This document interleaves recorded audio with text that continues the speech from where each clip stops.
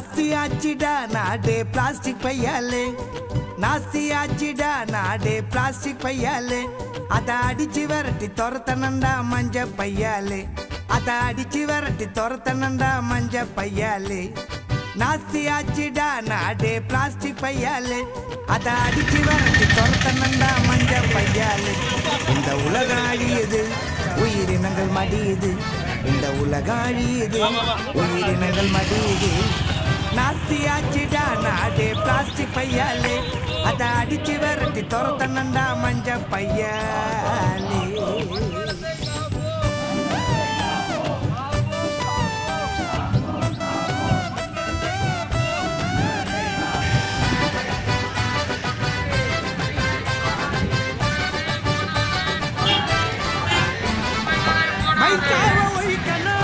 மாற்றத்தை விதைக்கணும் அடுத்த தலைமுறையை காக்கணும் நம்ம அடுத்த தலைமுறையை காக்கணும்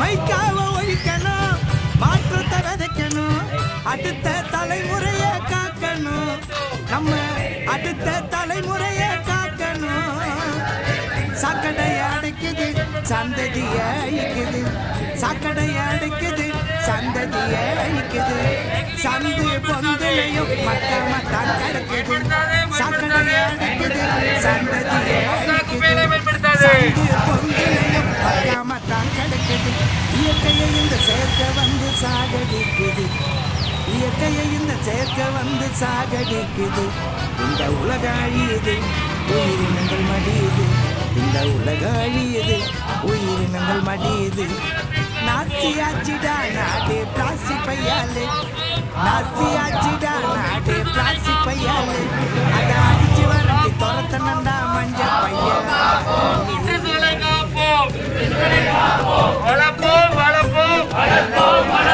மரங்களை வளர்ப்போம் மரங்களை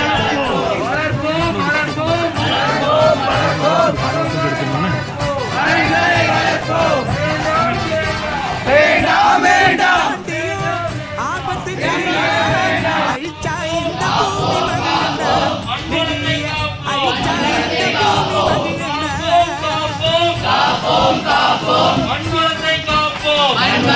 அணுகுண்ட தாண்டியும் ஆபத்து நெகிழிடா அழிச்சா இந்த பூமி மகிழண்டா நெகிழிய அழிச்சா இந்த பூமி மகிழண்டா நேச்சரை இனிமேல பண்ணாதீங்க டார்ச்சரு நேச்சரை இனிமேல பண்ணாதீங்க டார்ச்சரு பிளாஸ்டிக் தாண்டா வருது நமக்கு கேன்சரு நேச்சரை இனிமேல பண்ணாதீங்க டார்ச்சரு பிளாஸ்டிக் தாண்டா வருது நமக்கு கேன்சரு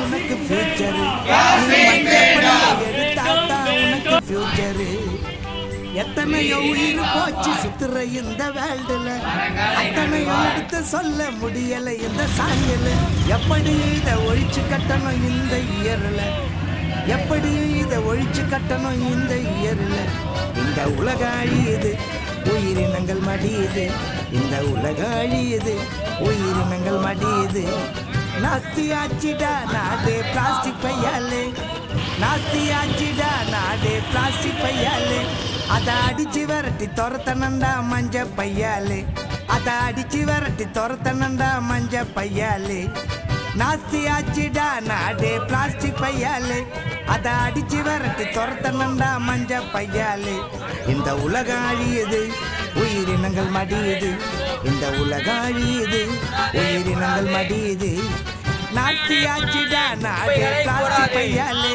அத அடிச்சு வரட்டி துரத்தனண்டா மஞ்ச பையாலே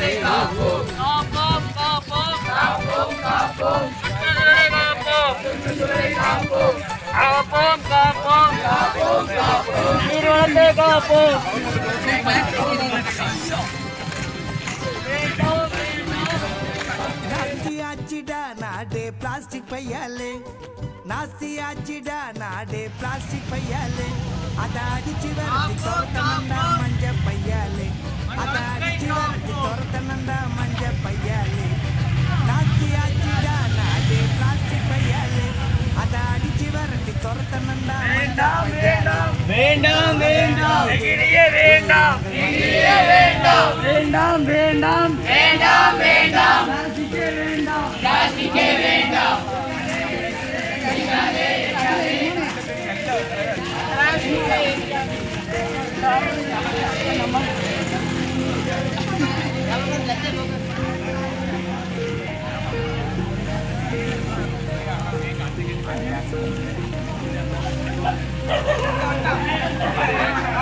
நாட்டு நலப்பணி திட்டம் சிறப்பு முகாம் ஆரம்பித்து இன்று 6 நாட்கள் ஆகிறது.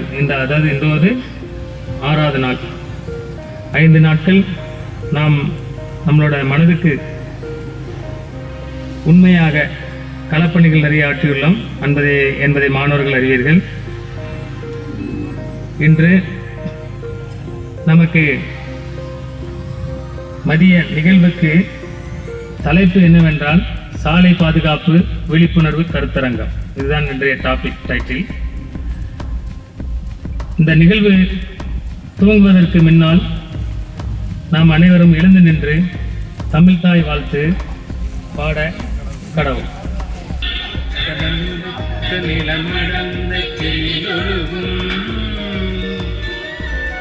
சீராரும் வரணவன நிகழ்வரத கண்டமிழே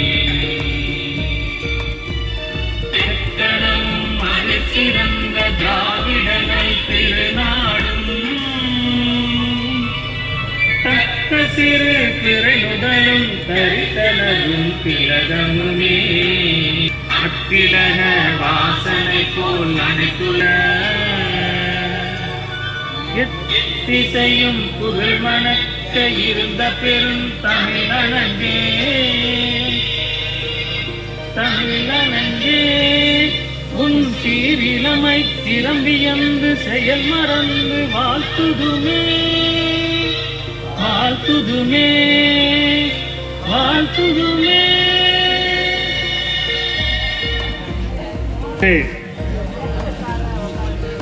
இந்த சாலை பாதுகாப்பு விழிப்புணர்வு கருத்தரங்கத்திற்கு தலைமையேற்க வந்திருக்கும் நமது கல்லூரியின் கணினித்துறை துறை தலைவர் திரு எஸ் ரமேஷ் சார் அவர்களை அனைவரும் அன்புடன் வரவேற்கின்றோம். மற்றும் இன்று நமக்காக அவருடைய பல வேலைகளுக்கு இடையில் நேரத்தை ஒதுக்கி நம்முள் கலந்து இந்த கருத்தரங்கத்தில் சிறப்புரை ஆற்ற வந்திருக்கும் உயர் திரு ஜே நயினார் முகமது சார், மாவட்ட சாலை பாதுகாப்பு குழு உறுப்பினர், திருநெல்வேலி மாவட்டம், அவர்களை அனைவரும் வணங்கி வரவேற்கின்றோம். மற்றும் நமது கல்லூரியில் 25 ஆண்டுகளுக்கு மேலாக பணியாற்றி ஓய்வு பெற்ற நமது முன்னாள் ஆசிரியர் திரு எம் அப்துல் ஜாஃபர் சார் அவர்களையும் வணங்கி வரவேற்கின்றோம்.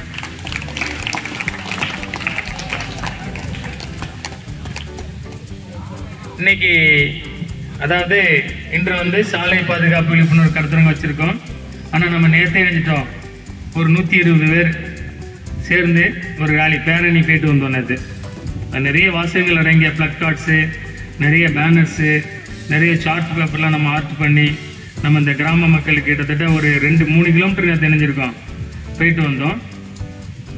அதோட முக்கியத்துவம் என்னங்க, நேற்று நீங்கள் பார்த்துருப்பீங்க, நேற்று நிறைய பையங்க மேடையில் பேசும்போது சொன்னாங்க, விழிப்புணர்வு பேரணி போகும்போது ஒரு 2 பேர் டபுள்ஸில் வந்தாங்க, ஹெல்மெட்டை டேங்கில் வச்சுருந்தாங்க. நம்ம அணிவோம் ஹெல்மெட் அணிவோம் அப்படின்னு நம்ம சொல்லிட்டு போனோடனே அந்த ஆள் உடனே நீங்கள் ஹெல்மெட் எடுத்து போட்டுக்கிட்டாரு, இது நமக்கு கிடைச்ச வெற்றி சார் அப்படின்ட்டு ஒரு மாணவர் நேற்று சொன்னான்.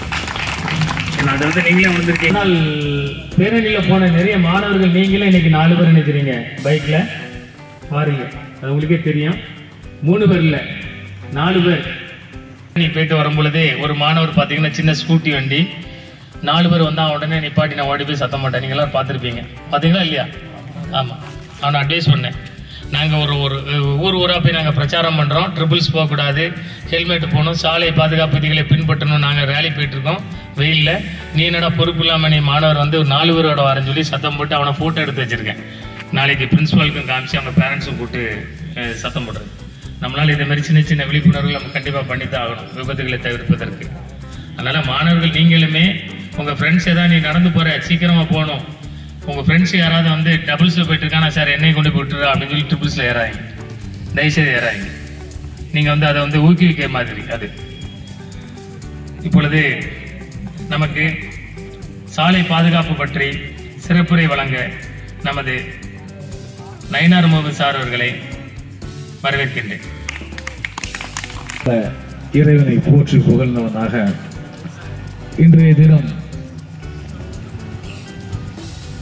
தமிழகத்துக்கு ஒரு அடையாளமாய் விளங்கி கொண்டிருக்கக்கூடிய சங்கர் பாலிடெக்னிக் கல்லூரி வைத்து சாலை பாதுகாப்பு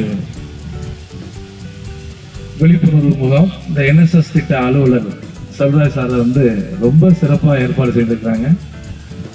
செல்வராஜ் சார் அவர்களே, இந்த நிகழ்ச்சிக்கு தலைமை தாங்கி கொண்டிருக்கக்கூடிய கணினி துறை தலைவர் அருமை நண்பர் ரமேஷ் சார் அவர்களே, முன்னாள் ஆசிரியர் அப்துல் ஜாபர் அவர்களே, மற்றும் இங்கு குழுமி இருக்கக்கூடிய எனது அருமை மாணவ கண்மணிகளை உங்கள் அனைவருக்கும் மாலை வணக்கத்தை தெரிவித்துக் கொள்கிறேன். சாலை பாதுகாப்பு என்னப்பா சார் சொன்னாங்க, நேற்று எங்களுடைய மாணவர்கள் ஒரு அருமையான ரேலி போயிட்டு வந்தாங்க அப்படின்னு சொல்லி யாராவது சொல்ல நீங்க தெரிஞ்சுக்கணும். ஏன்னா இதை ஏன் கல்லூரிக்கு நாங்க கொண்டு வரோம், கல்லூரியில் நடத்தணும். இப்ப நீங்க NSS மாணவர்களா இருக்கிறதே மிகப்பெரிய ஒரு பெருமை.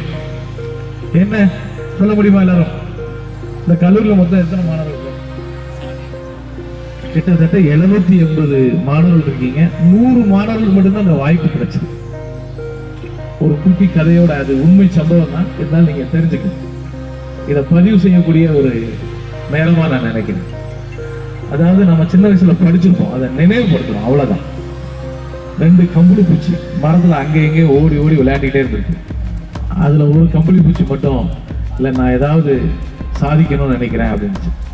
இல்லை நீ வா மேலே போவோம், புதுசா இன்னைக்கு ஒரு குருத்து வந்திருக்கு, நல்ல டேஸ்டா இருக்கு அப்படின்னு. இல்லை நான் தவம் பண்ண போறேன் அப்படின்னு சொல்லிச்சு. கிட்டத்தட்ட அது என்ன செஞ்சுச்சு, தன்னை தானே அந்த புழு வந்து அந்த கம்பளி பூச்சி ஒரு கூடை கட்டி 7 நாட்கள் கழிச்சு என்ன செஞ்சிச்சு, அழகிய பட்டாம்பூச்சா வெளியே வந்துச்சு. மாணவர் யாரும் சொல்லுப்பா, சொன்ன மாணவர் எது சொல்லுவா? தைரியம். முதல்ல வந்து நமக்கு இந்த பயங்கர மாஸ்க் போகணும். பேர் என்ன பேருடா? மனோஜ்குமார். நல்ல கரவழியில் இருக்கும். வாய்ப்புகள் எல்லா இடத்திலும் தரப்படுகிறது. ஆனா நம்ம என்ன செய்யறோம், அதை வந்து தட்டி கழிச்சிடலாம். இல்லை ஒரு பயங்கர ஒரு எதற்காக சொல்றேன் அப்படின்னா, அந்த பட்டாம்பூச்சி போய் பழகொடி அந்த புழுட்ட போய் கேட்டுச்சு, நல்லா இருக்கேடா வந்துச்சு. இல்லை உனக்கு எனக்கு இல்லை நம்ம நல்ல ஃப்ரெண்டுடா, கிட்டத்தட்ட நம்ம ஒரு வருஷம் அந்த பாலிடெக்னிக் வந்துட்டு போற மாதிரி அதுல எனக்கு ஒரு நல்ல ஃப்ரெண்டுடா, நீ இல்லை எனக்கு இவ்வளவு அழகான ஒரு ஃப்ரெண்டு இல்லையே அப்படின்னு சொன்னான். இல்லை நேற்று கூட நீ சொன்னீங்க மேல ஒரு புதுசா ஒரு குழுத்து இருக்கு. அப்ப அந்த புழு உடனே நம்புச்சு, ஆமா அது நான் தான், வேற யாரும் இல்லை. வாழ்க்கையில அந்த தவம் இருந்த மாதிரி உங்களுக்கு இந்த 7 நாட்களும் உங்களை பண்படுத்துவதற்கான உள்ள நாட்கள். இந்த NSS திட்டம்ங்கிறது மாணவர்களை வந்து பண்படுத்துவதற்கு மட்டுமல்ல, இந்த சமுதாயத்துல நீங்க எப்படி இருக்கணுங்கிறத உங்களுக்கு கற்றுத்தரக்கூடிய ஒரு வாய்ப்பு தான் இந்த NSS திட்டம். சரியா? நம்ம சப்ஜெக்ட் வந்து ஏன் இதை வந்து கல்லூரி இங்கெல்லாம் கொண்டு போறோம் அப்படின்னா, நம்மளுடைய இருந்து மறைந்தால் கூட இளைஞர்களின் உள்ளத்தில் எழுச்சி நாயனாக வாழ்ந்து இருக்கக்கூடிய முன்னாள் மேதகு ஜனாதிபதி அப்துல் கலாம் ஐயா என்ன சொல்றாங்க, நீங்க எங்க விழிப்புணர்வு பண்ணனாலும் முதல்ல என்னுடைய இளைய சமுதாயத்தை போய் பாருங்கன்னு சொல்றாங்க. எதற்காக சொல்ல முடியுமா யாராவது? ஏன்னா நாளைய உலகை ஆள போறது நீங்க தான்ப்பா. இவ்வளவு அமைதியா நிசப்தமா இருக்கீங்க. நான் இப்படி மாணவர்களை பார்த்ததே இல்லையே, உங்க ஸ்கூல்ல கூட நான் இப்படி மாணவர்களை பார்த்தது இல்லையே. சரி, அப்போ அந்த வெற்றி முதல்ல நம்மள இருந்து ஆரம்பிக்கணும், அடுத்து அந்த ஸ்டூடெண்ட்ஸை கொண்டு போய் சேர்க்கணும் அப்படின்னு சொல்லிட்டு. ஸ்டூடெண்ட்ஸ் எப்படிப்பட்டவங்க தெரியுமா? ஒரு முறை நான் கோயிலுக்கு போயிருந்தேன், திருச்செந்தூருக்கு. அங்க எல்லாரும் வேடிக்கை பார்ப்போம் இல்லையா, அது மாதிரி நானும் குழந்தையா இருக்கும்போது வேடிக்கை பார்த்தேன். அங்க ஒரு பெரிய யானை என்ன செய்யும், யானை பார்த்தோம்னா என்ன செய்வோம், எல்லாரும் தொட்டு பார்ப்போம், சிலர் வந்து அதை தொட்டு கும்பிடுவாங்க. இந்த யானையை நான் பார்க்கும்போது பார்த்தீங்கன்னா பாரதியார் எப்படி இறந்து போனான்னு தெரியுமா? யானை மிதிச்சு. நான் அந்த யானையை பார்க்குறேன். அந்த யானையை கட்டுப்பாடுகளை வச்சுக்கக்கூடிய ஒரு முதியவர், ஒரு தாத்தா ஒருத்தர் இருக்கிறார். இந்த தாத்தாவை பார்த்தேன், யானையை பார்த்தேன். யானைக்கு வந்து கட்டி போட்டுப்பாங்கல்ல, அது கட்டி போடாமல் அவுத்து இருந்துச்சு. உடனே அந்த தாத்தாவை பைய போய், தாத்தா அங்கே வந்துடு, யானை உடனே மிதிச்சிடும் அப்படின்னு. உடனே உனக்கு என்ன வேணும் அப்படின்னு கேட்டாரு. இல்லை தாத்தா நீ வந்துடு அப்படின்னு. அதெல்லாம் நீ பயப்பட வேண்டிய அவசியம் இல்லை, யானை காலில் பார்த்துருக்கிறியா அப்படின்னு கேட்டார். ஆமா அந்த கயிறு கட்டி இருக்கு. ஆனா அந்த இன்னொரு முடி என்ன செஞ்சிருக்கணும், ஒரு பொருளை கட்டி போடுறதா இருந்தா இல்ல ஒரு நாயை கட்டி போடுறதா நினைச்சணும், இன்னொரு கம்பிலேயே இதுலயே கட்டணும். ஆனா அது கட்டி போடலையே அப்படின்னு கேட்டேன். அந்த யானை வந்து, தம்பி பேர் என்ன பேடா, உதய், எந்திரிப்பா. நம்ம எல்லாமே தெரிஞ்சிருக்கிறோம், மாணவர்களான சமுதாயம் வந்து அந்த யானையை பாக்குறாங்க.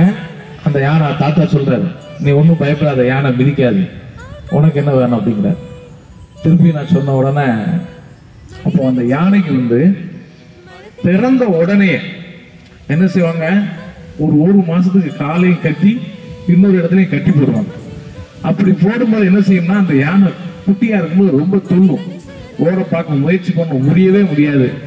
இந்த 1 மாத பயிற்சியில என்ன செஞ்சிருமா, அது இனிமே நம்மளால ஓட முடியாது. ஓடணும்னு நினைக்குமா, தன்னுடைய காலை பார்த்தோன்னா அந்த கயிறு இருக்கிற ஞாபகம் வந்தோடனே நம்மளால ஓட முடியாது அப்படிங்கிற ஒரு எண்ணத்துக்கு வந்துடும்.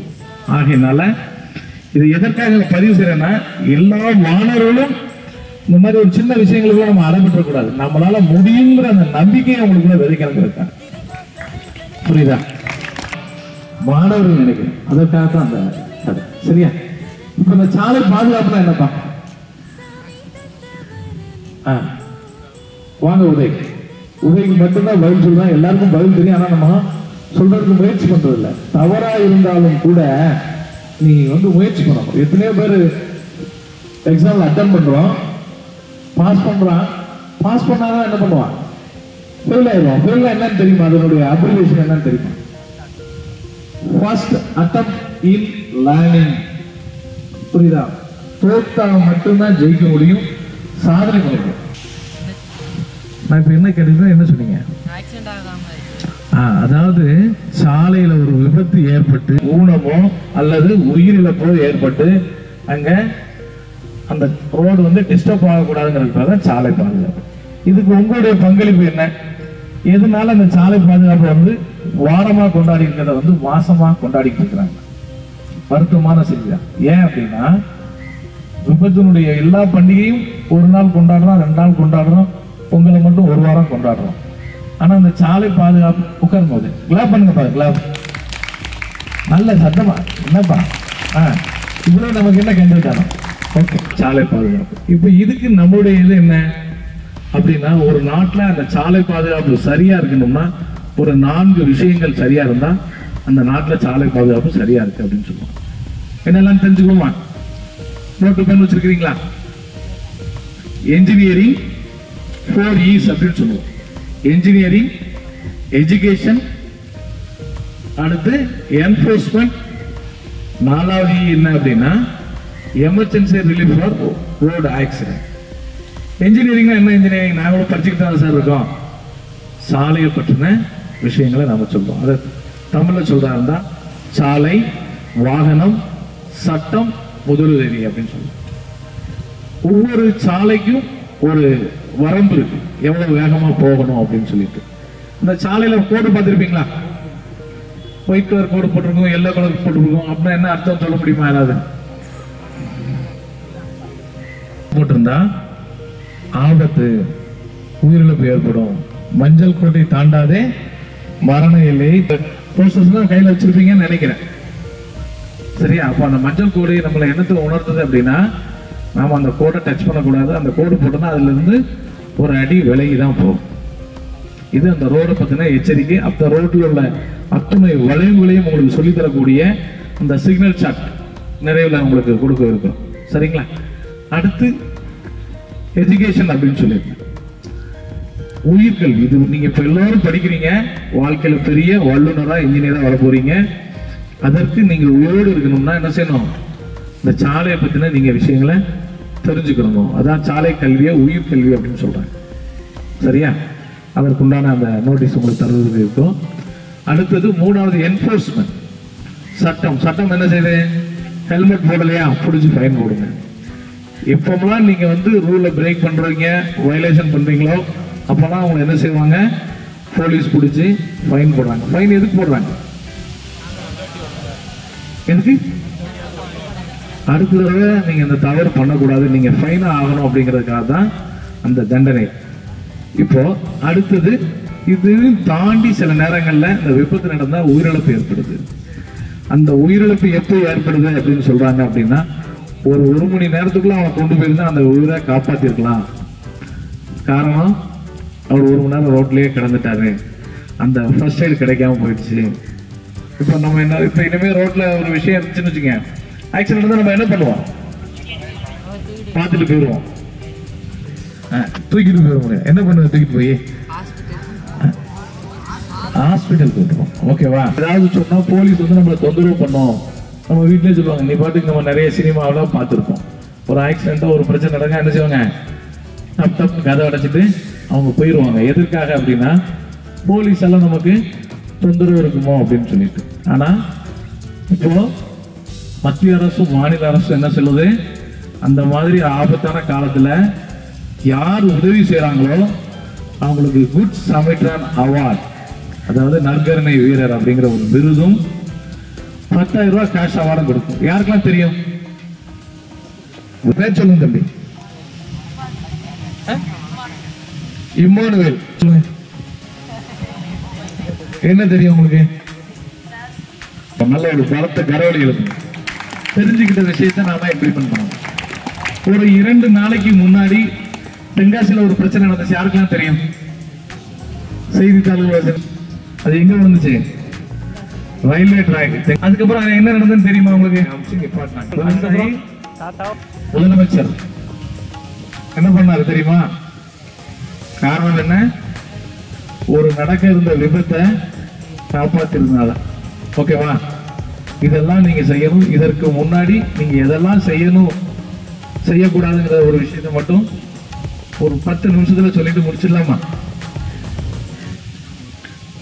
இப்போ ஆக்சிடென்ட் யாராவது பார்த்திருக்கீங்களா? எங்க பார்த்திருக்கீங்க? யாராவது ஒருத்தர் வா. உடையதம்பா புரியா தலையாட்டின. சரி, வேற யாராவது வா வா.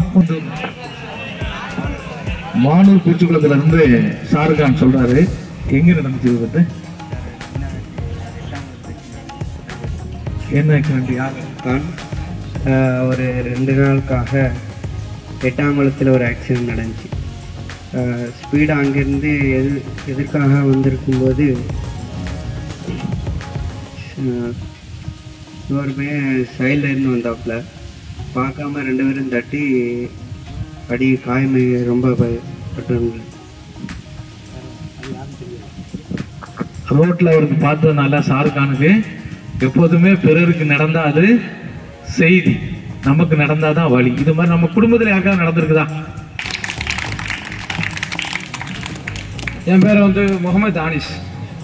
போன வாரம் நம்ம காலேஜ் பையன் ஒருத்தன் ஃபர்ஸ்ட் இயர் பையன் கால் ஆக்சிடென்ட் ஆயிடுச்சுங்க. வேப்பங்குளத்தில் வர வழியில் காலில் 2 வீலரில் வரும்போது. தெரியுமா யாருக்காவது? என்னாச்சுன்னா வந்துட்டு இருந்தான் சார். ஊடல மாடு வந்துருச்சு. வந்த உடனே இடையில பிரேக் போடலான்னு சொல்லி பார்த்தா பிரேக் ஆனால் ஃபுல் டைட்டாக இருந்ததுனால லாக் ஆயிடுச்சு. பிரேக் பிடிக்க முடியல. அதனால் நேராக சைடில் இதாகி பிரேக் போட்டு நிப்பாட்டலான்னு பார்த்தான். அவனால் முடியல. காலையில் இப்போ ஆப்ரேஷன் பண்ணி வீட்டில் இருக்கான். என்னுடைய நண்பர், ரொம்ப தெரிஞ்சவர், எங்கள் ஊர் தான் சார். பாருங்க, அவருடைய நண்பருக்கு ஒரு விபத்து ஏற்பட்டது. அவருடைய எவ்வளவு தாக்கம் இருக்கு பாருங்க. நீங்க அவர் கால் உடஞ்சி எத்தனை நாள் ஆச்சு தம்பி? ஒரு வாரம் சார். நானும் இப்போ 2 வீலர்ல தான் வந்தேன்.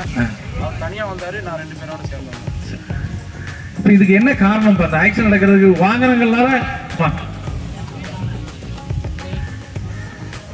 வாகனங்களால வாகனங்கள் விபத்தை ஏற்படுத்துமா? முன்னாடி சொன்னேன், ஒவ்வொரு ரோட்லயும் எவ்வளவு வேகம் போகணும் ஏத்தாலும் இல்லை. சில நாய் குறுக்க வந்துடும், மாடு குறுக்க வரும். இதெல்லாம் அங்கே போர்டா வச்சிருந்தா கூட நம்ம ரெகுலரா போற ஆட்கள் நம்ம என்ன செய்யறது இல்லை. அத இப்போ அவர் ஒரு 30-40 வந்திருந்தாருன்னு வச்சுக்கோங்க, கண்டிப்பா அந்த கால் முறிவுல இருந்து அவரை காப்பாத்திருக்கலாம். அவர் வந்தது கிட்டத்தட்ட 60க்கு மேலே வந்திருந்தா மட்டும்தான் அவரால் அந்த கண்ட்ரோல் பண்ண முடியாமல் அந்த பிரேக்லாம் லாக் ஆகுது. அப்போ நம்ம சிட்டிக்குள்ளே வரும்போது 30ல் தான் நம்ம வரணும். நம்ம எத்தனை பேர் 30ல் வருதுங்க? நான் நடந்தே வந்துடுவேன் சார். இதுக்கு எதுக்கு சார் பைக்கு? என்னப்பா இன்னும் எத்தனை பேர் அதை முறையாக பயிற்சி பெற்று லைசன்ஸ் வாங்கிருக்கீங்க? கை தூங்க. Very good. நல்ல கை தூக்குப்பா, நல்ல கை தூக்குப்பா. பாதி லைசன்ஸ் போட்டு லேனர் போட்டு வச்சிருக்கியா? நல்ல கை தூக்கு. Very good. ஒரு 10 பேர் வந்து லைசன்ஸோட காட்டுறான் பாருங்க. நம்மளுடைய சாதனை வந்து சாதாரண வாழ்த்துக்கள். கை எத்தனை பேருக்கு வண்டி ஓட தெரியும்? லைசன்ஸ் மட்டும் எடுக்கல. 10 இயர்ஸ் கம்ப்ளீட் ஆனாதான் லைசன்ஸ் எடுக்க முடியும். நீங்க அதை உங்களுடைய கோஆர்டினேட்டருக்கு சொன்னா கூட நம்ம என்ன செய்யலாம், கல்லூரிக்கே வந்து அதை பெற்று தருவதற்கான அனைத்து முயற்சிகளையும் சிட்டி டிரைவர்ஸ்க்கு உங்களுக்காக பண்ணித்தரும், ஏற்பாடு பண்றோம். இன்னைக்கு வட்டார போக்குவரத்து அலுவலர் ஐயா வர வேண்டியது இருந்தது. அவர் சென்னைக்கு ஒரு மீட்டிங் போயிருக்கிறாரு. ஓகே, அப்போ அந்த முறையான பயிற்சி பெற்று அந்த லைசன்ஸ் வாங்க. வாகனத்தை பற்றியும் தெரியணும், அந்த ரோட்டை பற்றியும் தெரியணும். அந்த எஜுகேஷன் பூராமே உங்களுக்கு இந்த டிரைவிங் ஸ்கூல்ல கற்று தருவோம். சில நம்ம என்ன நினைக்கிறோம், நம்ம அப்பாட்ட இருந்து தெரிஞ்சுக்கிறோம். அங்க பிரச்சனையா என்ன அப்படின்னா, வாட் இஸ் த டிரைவர்? யார் டிரைவர்? டிரைவர் வண்டி ஓட்டுறவங்க driver. Sir very good. Operator வண்டி ஓட்ட தெரிஞ்சா யாரு? Operator. What is the driver? வேற யாராவது சொல்ல முடியுமா?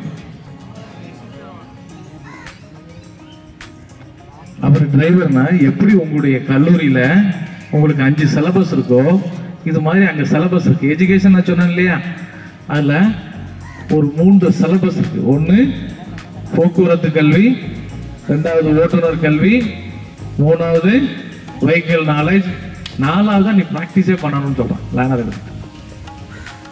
இந்த 4ம் தெரிஞ்சா நீங்க ஓட்டுநர். இது போதுமா? ஒரு ஓட்டுநர், சிறந்த ஓட்டுநர் யாரு? அவரை விட நாம இன்னும் என்ன செய்யணும்? ஒரு ஹோட்டல் இருக்கு, நம்மளுக்கு பிடிச்சிருக்குன்னா என்ன காரணம்? சாப்பாடு டேஸ்டா இருக்கு. அது மாதிரி டிரைவருடைய எஃபிஷியன்சி எப்படி இருக்கணும் அப்படின்னா, விபத்துக்கு ஒருத்தர் ஏற்பட்டு வந்தா அவரையும் காப்பாத்தி நம்மளையும் காப்பாற்றும். அதான் நம்ம உரிமம் வாங்கணும். உரிமம் பெற்றதுக்கு அப்புறம் தான் வாகனத்தை ஓட்டணும். சரிங்களா? சரி, இப்போ வந்து எதற்காக இந்த போலீஸ் கண்டவுடனே ஹெல்மெட் அப்பதான் போடுவோம். இல்லாட்டி என்ன செய்வான், டாக்ஸின்னு என்கிட்ட ஒரு பக்கம் கட் அடிச்சுட்டு போயிடுது. அதோட இன்னும் சில மாணவர்கள் வீலிங் பண்றது, அப்படி ஒரு கீழே மேல தூக்குறது, கீழே தூக்குறது எல்லாம் பண்றது. ஒரு ஃபிகர் நம்மளை பார்க்க.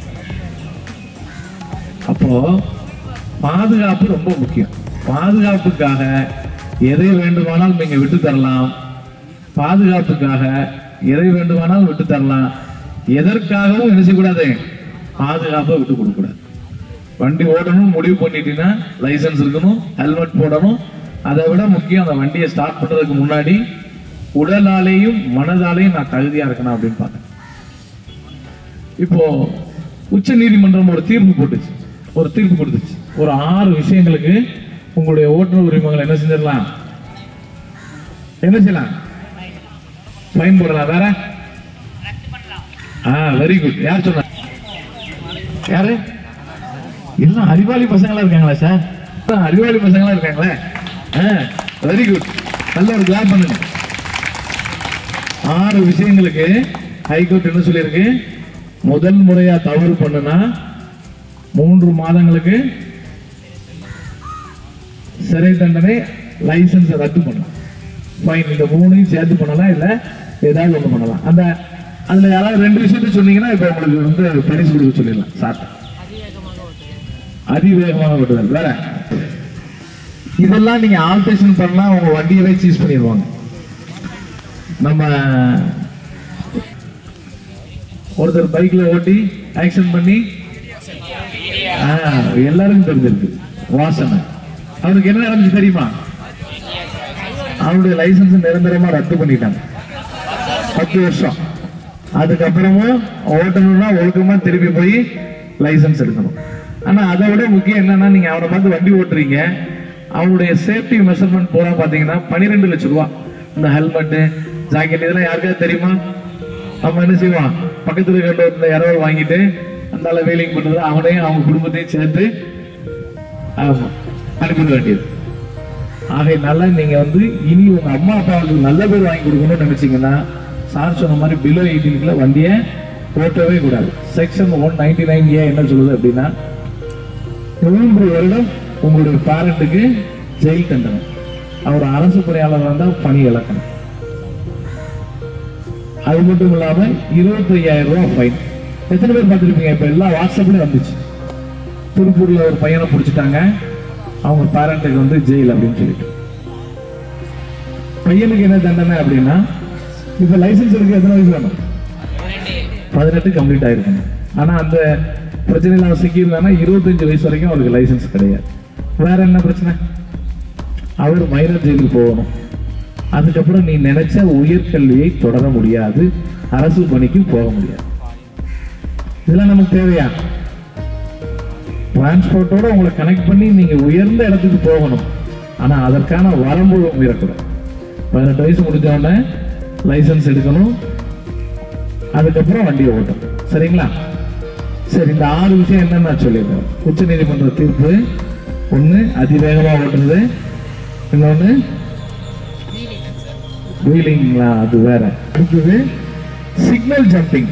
இன்னும் நம்ம வந்து அந்த சிக்னல்ல பாத்தீங்கன்னா 4வே ஜங்ஷன்ல விளக்கு சின்ன இருக்கும் இல்லையா? நீங்க யாராவது பாக்குறீங்களாங்க? எதை பார்ப்போம்? யாராவது வெள்ளை சட்டை போட்டு போலீஸ் இருக்கான்னு பார்ப்போம், இல்லாட்டி வேகமா கிராஸ் பண்ணிடுது. அந்த மாதிரி சிக்னல் ஜம்பிங். ஓவர்லோடு சார் சொன்னாங்க இல்லையா, 2 பேரு கூட 3வது ஒரு ஆள் இருந்தாலே ஓவர்லோட், ஓவர் ஸ்பீட். அதுக்கப்புறம் சரக்கு வாகனங்களை ஆட்கள் ஏற்றுறது. இந்த மாதிரி ஒரு 6 விஷயங்களுக்கு உங்களுடைய லைசன்ஸை ரத்து பண்ணிடலாம். இனி வரக்கூடிய காலங்களில் இந்த ஃபைன் சொன்னோம் இல்லையா, ஒரு போலீஸோ இல்லை ஆர்டிஓ நிப்பாட்டி போட வேண்டிய அவசியம் இருக்காது.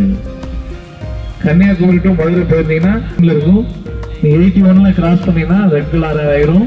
இப்போ அதை ட்ரெயினில் போயிட்டு இருக்கு. இனி வரும் காலங்களில் என்ன செய்யும்? எந்த வண்டி ஓட்டிட்டு போறாங்களோ அந்த வண்டியை என்ன செஞ்சிடும்? போட்டோ எடுத்து யார் பேர்ல இருக்கோ அவங்க பேருக்கு ஃபைன் போயிடும். இப்போ அப்படியே ஒரு சிலருக்கு சேர்ந்துட்டே இருக்கு. இப்போ 5 ஃபைன் போனா அந்த வண்டியை வச்சிருவாங்க, சீஸ் பண்ணி போலீஸ் ஸ்டேஷன்ல போட்டுருவாங்க. அப்போ இனி வரக்கூடிய காலங்களில் நீங்க கடவுள்கிட்ட கூட நீங்க ஏமாத்திடலாம், கண்காணிப்பு கேமராவை ஏமாற்றவே முடியாது.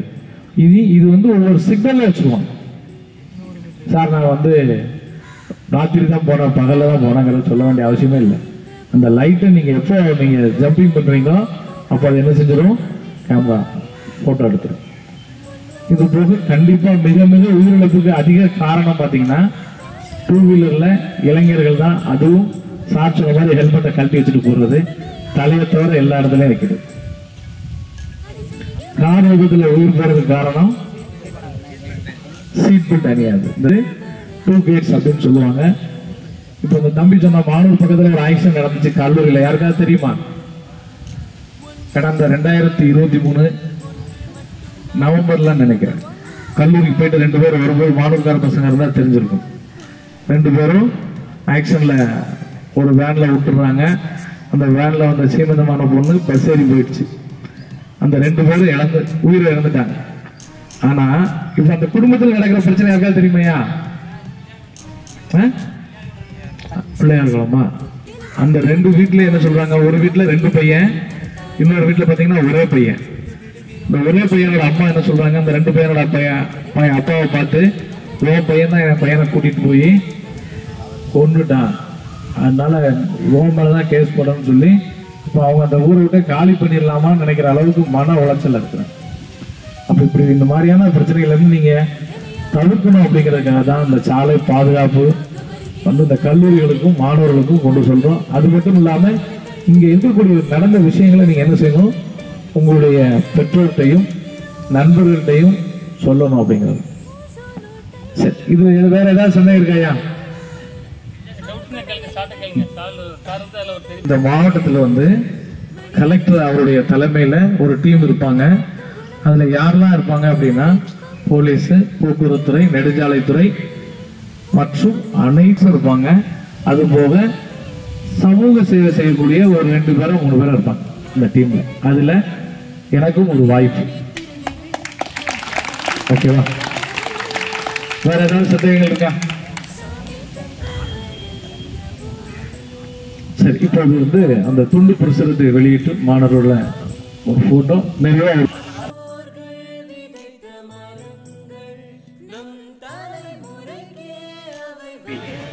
மிக அருமையாக விளக்கமும் தெளிவுரையும் அளித்த நமது சிறப்பு விருந்தினர் திரு ஜே நயினார் முகமது சார் அவர்களுக்கு நமது கல்லூரியின் கணினித்துறை துறைத் தலைவர் திரு எஸ் ரமேஷ் சார் அவர்கள் பொன்னாடை போர்த்தி கௌரவிப்பார்கள். அனைவரும் பலத்த கரவொலி எழுப்பி தங்களுடைய ஆர்வத்தை காட்டவும்.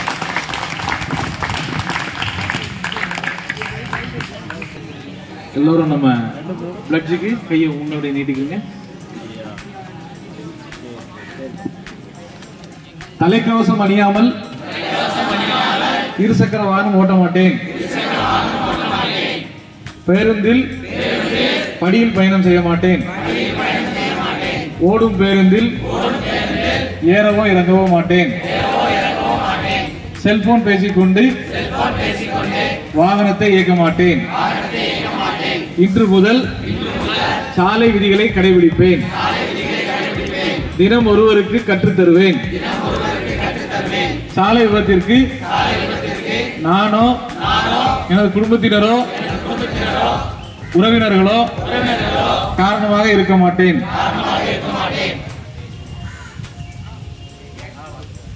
விபத்தில்லா திருநெல்வேலியை உருவாக்குவதற்கு உறுதிமொழி ஏற்கிறேன்.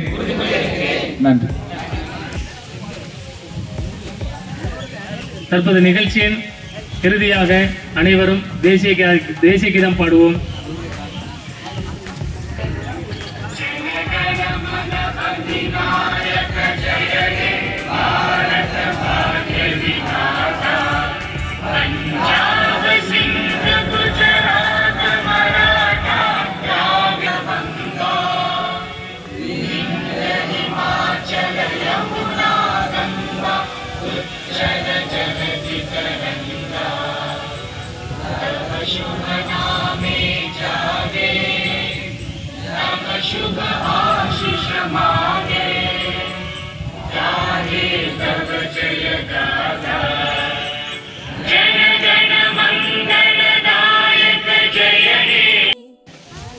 புதுப்பேட்டை நீங்க யாராவது உங்களுக்கு லைசன்ஸ் எடுக்கல, லைசன்ஸ் சம்பந்தப்பட்ட டவுட் அல்லது லைசன்ஸ் நீங்க அப்ளை பண்ண போறீங்கன்னா நீங்க சார் என்ன செய்யலாம், சார் நான் செங்கற்பாடு நீங்க என்எஸ்எஸ் ஸ்டூடெண்ட் அப்படின்னு சொன்னீங்கன்னா சார் அவங்களால முடிந்த அளவுக்கு உங்களுக்கு நினைச்சுவாங்க ஒரு ஃபீஸ் ரிலாக்ஸேஷன் பண்ணி கொடுப்பாங்க. மற்ற ஸ்டூடெண்ட்ஸ் வேறு தொகையாக இருக்கும், என்எஸ்எஸ் ஸ்டூடெண்ட்ஸுக்கு வேறு தொகையாக இருக்கும். சார் கண்டிப்பாக பார்த்தீங்களா, மற்ற இடங்களில் யார் போனாலும் சரி எல்லாத்துக்கும் ஒன்று உங்களுக்கு அளிக்க விரும்புகிறாங்க. நம்ம சிறப்பு விருந்தினர் நயினார் முகமது சார் என்னன்னு கொஞ்சம் டீ குடிச்சே கேளுங்க. அது ஒரு ஸ்கீம் இருக்கா உங்களுக்கு வந்து ஃப்ரீ ஸ்கீம். அந்த ஸ்கீம் வந்து எப்படி அப்ளை பண்ணணும் என்னங்க சார் சொல்லுவாங்க லைசன்ஸ் எடுக்கிறதுக்கு. ஆனால் அதுக்கு உங்களுக்கு என்ன எலிஜிபிள், அதுக்கு என்னென்ன வேணும், அந்த ப்ரிஃபார்மாக்கு வந்து என்னென்ன வேணும், எத்தனை பேர் அதுக்கு வந்து நீங்கள் போகணும் அப்படிங்கலாம் சார் சொல்லுவாங்க. நல்லா கவனமாக கேட்டுக்கோங்க.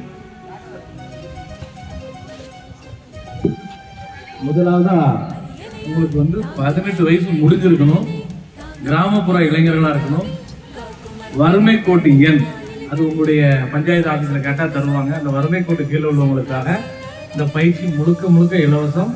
பயிற்சி மட்டும் இல்லை, அதோடு சேர்ந்து ஆளுமை திறன் பயிற்சியும் சேர்த்து கொடுப்பாங்க. அது வந்து உங்கள் கல்லூரி மாதிரியே ஃபுல் டைம் இருக்கும். காலையில் 9 to 5 வரைக்கும் இருக்கும்.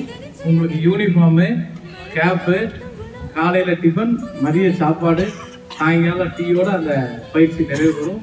30 நாட்கள். விருப்பம் உள்ளவர்கள் நம்ம மகாராஜ நகரில் IOB RCT அப்படின்னு சொல்லக்கூடிய rural self employment training institute, அங்கே போய் உங்கள் பேர், அந்த ஃபிஃப்த் நம்பர், அந்த ஐடென்டிஃபிகேஷன் கார்டு, இது எல்லாத்தையும் சிலர் 100 நாள் வேலைவாய்ப்பு தருவது அடையாளம் வச்சுருப்பீங்க இல்லையா, அது இருந்தாலும் போதும்.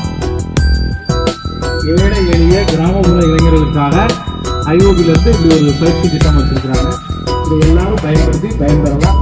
இந்த முக்கியமான விஷயம் என்ன அப்படின்னா, ஒரு டீம் ஒரு 25 பேர் வந்தீங்கன்னா உடனே உங்களுக்கு அங்கே இடத்துல ஸ்டார்ட் பண்ணுவாங்க. நாங்கள் எல்லாரும் பெண்கள் இருக்கோம் அப்படின்னா இங்கே வந்து பயிற்சி தருவதற்கு நாடிகள் மனிதன் பெற்ற அரிய வரமானது. மரங்கள் மனிதனின் சுவாசமானது. பறவைகளுக்கு